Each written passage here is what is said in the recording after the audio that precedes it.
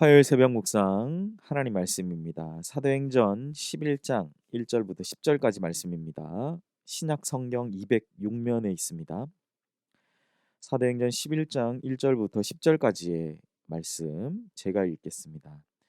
유대에 있는 사도들과 형제들이 이방인들도 하나님의 말씀을 받았다함을 들었더니 베드로가 예루살렘에 올라갔을 때에 할례자들이 비난하여 이르되 내가 무할례자의 집에 들어가 함께 먹었다 하니 베드로가 그들에게 이 일을 차례대로 설명하여 이르되 내가 욥바시에서 기도할 때에 황홀한 중에 환상을 보니 큰 보자기 같은 그릇이 내 귀에 매어 하늘로부터 내려 내 앞에까지 드리워지거늘 이것을 주목하여 보니 땅에 네 발 가진 것과 들짐승과 기는 것과 공중에 나는 것들이 보이더라.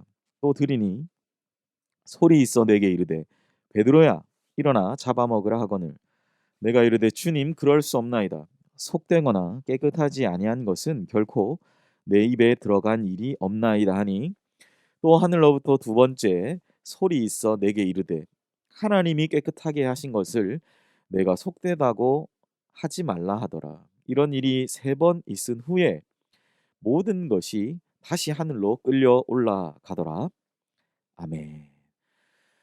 오늘 주신 본문의 말씀으로 참으로 멋진 신앙생활이라는 제목의 하나님 말씀 나누겠습니다.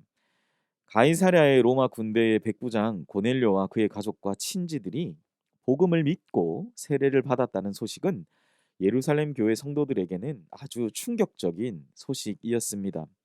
그들이 기존에 생각했던 그러한 것으로는 이방인이 복음을 또 듣고 알게 되고 믿게 되는 것은 있을 수 없는 그러한 일이었기 때문입니다. 어쩌면 오늘 본문은 내 뜻과 하나님의 뜻이 맞지 않을 때 우리가 어떠한 행동을 해야 하는지를 보여줍니다. 예루살렘 교회의 사도들과 제자들은 베드로가 이방인 고넬료의 집에 간 일로 인해서 충격을 받았습니다. 유대인들은 이방인들이 부정하다고 여겼고 자신들만이 하나님의 선민이라고 생각했기 때문입니다. 우리가 구약의 레위기 법을 자세히 살펴보면 하나님이 늘 정한 것과 부정한 것을 이렇게 나누시는 것을 볼 때 유대인들의 이러한 사고는 지극히 자연스러운 것이라 할 수 있죠. 자신들은 정결하지만 이방인들은 부정하다라고 여기는 것이죠. 그러니까 그들과 함께하는 모든 모임들, 무엇보다 이 식사, 음식을 먹는 것은 너무나 중요하죠. 그들과 함께 나누는 더러운 음식이 내 입으로 들어가는 것은 이것은 정말 구약적 또 유대인의 사고에선 있을 수 없는 것이죠. 그랬기 때문에 그들은 예루살렘으로 돌아온 이 베드로를 비난하는 것으로부터 오늘 본문이 시작하죠. 비난했습니다. 베드로는 예수님의 수제자였고 예루살렘 교회뿐만 아니라 현재 이 사도행전 11장 이전까지의 이 모든 교회의 최고의 권위자였기 때문입니다. 근데 그랬던 그가 이방인 고넬료의 집에 가서 말씀도 전하고 복음을 전했다는 사실은 아주 심각한 문제였어요. 그런 가운데 그들이 베드로까지 비난했던 것을 보면 그들의 충격이 얼마나 컸는지를 우리는 알 수 있습니다.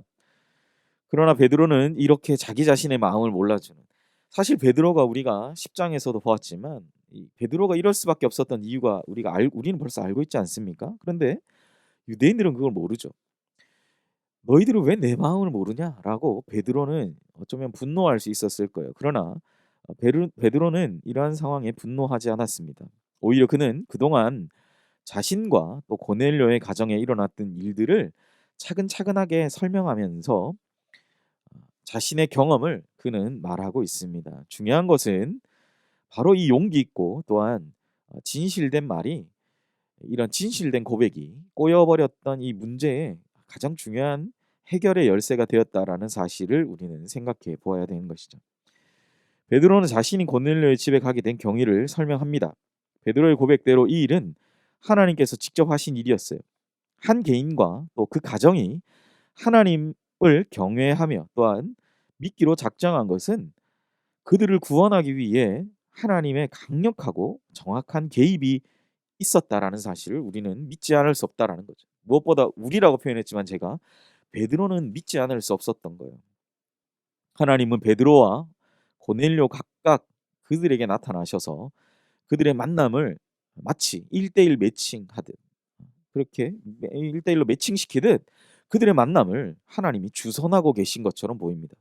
그들 각자에게 나타나셔서 베드로에게도 나타나시고 고넬료에게도 나타나시고 해서 그들의 만남을 주선하고 계셨던 것이죠. 베드로는 만남의 경위뿐만 아니라 고넬료의 가정에서 그곳에 모인 사람들에게 말씀을 전할 때 성령께서 임하신 것까지도 나중에 보면 이야기를 합니다. 하나님은 유대인과 이방인들을 조금도 차별하지 않으시고 동일한 성령의 선물을 내려주셨다라는 사실이죠. 사랑하는 여러분, 복음 안에는 차별이 없죠. 오늘날 우리는 이것을 참 받아들입니다. 그러나 그것의 소중함은 참 잃어버리고 사는 것 같아요. 우리가 기억해야 될 건 뭡니까? 복음 안엔 차별이 없습니다. 그렇기 때문에 이 차별 없는 복음의 귀한 은혜, 그 은혜를 우리가 생각할 때 우리는 우리 안에는 주님 주시는 귀한 감동과 감격이 있어야 되는 것입니다. 정통파, 뭐 이방인파, 여러분 그런 거 없습니다. 정결한 거 부정한 거 우리가 함부로 그거 판단해서는 안 됩니다. 하나님 앞에서 정결과 부정한 거 분명히 있죠. 그러나 우리가 쉽게 그것을 판단해서는 안 됩니다. 하나님의 역사는 우리가 전혀 예측할 수 없고 전혀 예비할 수 없는 가운데 이루어지기도 하기 때문이죠.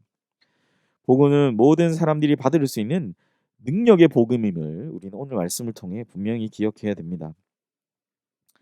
사람은 누구나 자신만의 주관을 가지고 살아가죠. 그 주관들이 서로 충돌할 때 어쩌면 우리가 살아가는 인생의 문제 상황이라는 것이 발생합니다. 사람들 사이의 갈등과 대립이 사실 그 주관의 충돌로 인해 생깁니다. 그 주관, 내 개인적인 생각이 모여서 여러 사람들이 동의하게 되면 파가 생기고 그 파당이 생긴 것들이 모여서 서로 갈등하고 대립하게 되는 것이죠. 어쩌면 인간의 역사라는 것은 그것의 역사라고 할 수 있어요. 그것이 역사가 되고 사람이 사람을, 단체가 단체를, 민족이 민족을 대립하게 되는 거예요. 역사가 시작된 이래로 그렇지 않은 적은 없었던 거죠. 민족과 민족이 대립하면 어떻게 됩니까? 전쟁하는 거예요. 싸우는 거예요. 서로 죽이기까지 합니다. 그런데 우리가 이것을 오늘 본문의 관점에서 생각해 보면 사람의 생각이 하나님의 뜻과도 충돌하게 되는 것을 보게 되는 것이죠. 대립하게 되는 거예요. 베드로가 사실 유대인들이 볼 때 베드로의 생각은 반대하는 것인데 사실 베드로는 하나님의 뜻이었다라는 거. 하나님의 그렇게 하게 하셨던 건데 사람이 그 하나님의 뜻에 충돌하게 되는 것을 우리가 보게 되는 것이죠. 사랑하는 여러분, 여러분의 마음이 또 오늘 말씀 전하는 제 마음, 내 마음이 우리가 그와 같은 상태가 될 때 우리는 상황과 환경 모든 것들을 우리가 돌아보면서 어쩌면 오늘 베드로와 같이 또 예루살렘 교회 성도들의 그러한 모습들, 이 뒤의 모습들을 우리가 보아야 할 것입니다. 하나님의 뜻을 깨달았을 때 인간적으로는 부정적인 마음이 들 수 있지만 주님의 마음으로 우리가 모든 것을 인정하고 용납하면서 받아들이며 나아가야 되는 것이죠. 나아가서 베드로 한 명을 통해 또 하나님이 역사하신 그 만남을 주선하신 하나님을 통해서 예루살렘 교회가 이방인인 고넬료와 그의 가정을 형제 자매로 예수 그리스도 안에 그 정말 십자가의 그 피를 나눈 형제 자매로 인정한 것처럼 우리는 어떠한 경우에서도 하나님의 뜻 앞에서 잠잠히 낮아져서 우리에게 주시는 귀한 뜻을 쫓아 나아가는 그런 귀한 은혜가 있으신 귀한 하루 되시기를 주님의 이름으로 간절히 소망합니다. 말씀을 정리합니다. 고넬료 가정을 찾아갔던 베드로나 그의 말씀을 듣고 복음을 믿기로 한 고넬료 가정이나 베드로의 모든 설명을 듣고 잠잠히 하나님의 뜻 앞에서 자신들의 생각을 내려놓게 된 예루살렘 성도들은 하나님께서 하시는 일에 순종했던 것을 보게 됩니다. 무엇보다 하나님께서 그들 가운데 또 그들의 교회 가운데 일하시고 역사하신 것을 보며 또한 듣고 또한 느끼며 그들은 살아갔던 것이죠. 사실 이것이 너무나 멋진 교회 생활이라 할 것이며 또 멋진 신앙 생활이라 할 것입니다. 오늘 본문의 제목처럼 참으로 멋진 그 신앙 생활의 모습을 보여줬다라고 우리는 할 수 있는 것입니다. 사랑하는 연희교회 성도 여러분, 오늘 하루 또 이 추운 쌀쌀한 더 쌀쌀한 이 날씨인 겨울에 우리가 시기를 살아가지만 하나님의 역사하심을 내 인생의 현장에서 보고 듣고 또한 인정하는 인생, 오늘 하루가 그러한 주님을 배웠고 또 경험하는 복된 이 하루 되시기를 주님의 이름으로 간절히 소원합니다. 기도하겠습니다. 하나님 아버지, 오늘 정말 베드로의 뜻인 것처럼 여겨져서 사람과 사람의 뜻이 충돌하는 것처럼 보여졌던 그러한 아찔한 상황을 연출하게 보게 됩니다. 무엇보다 베드로는 교회의 권위자였고 당시의 초대교회의 가장 큰 권위자였음을 생각해 볼 때 이것은 심각한 문제가 될 수 있었던 상황임을 보게 됩니다.